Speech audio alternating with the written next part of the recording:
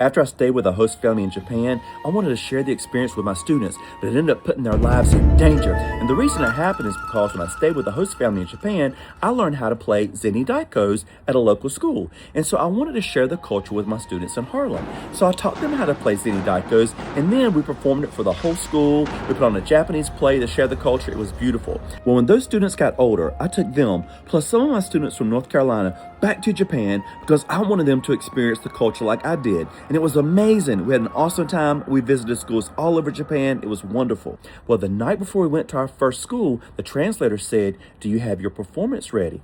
I said, "Performance? What performance?" She said, "Well, the schools expect you're Americans. You'll do a song and dance performance for them." I said, "We don't have any performance." She said, "Well, they prepared performances for you. You should probably come up with something." I was like, "Oh my God, what are we going to do?" So I asked the kids, "What can we sing? What can we do?" And Izera goes, "I can sing the thong song."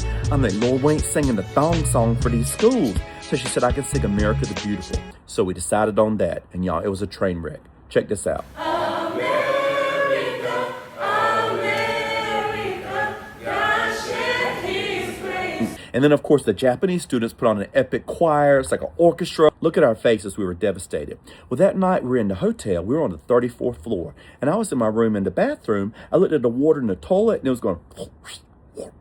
I'm like, why is the water moving? Then I realized it's the earthquake. I ran out in the hall. All the kids were running out. "Mr. Clark, Mr. Clark." Brandon ran and put his head down because when they had the hurricane drill in eastern North Carolina, that's what we do. You put your head down and you lay out flat. We're like, it ain't the hurricane, it's the earthquake.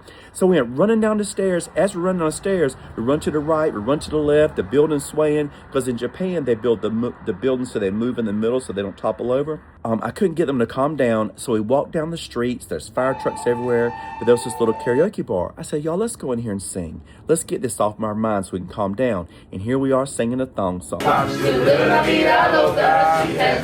It was great fun until the firemen burst through the door and they're like yelling at us, like, "What's going on?" The whole building was on fire. Smoke's everywhere. We're like, "Oh my God." We had to be evacuated out of there. So it was quite an experience, but we loved it. Now we laugh about it and joke about it. Even look at them picking on Brandon here. You was on the floor, Brandon, like this. You was like this.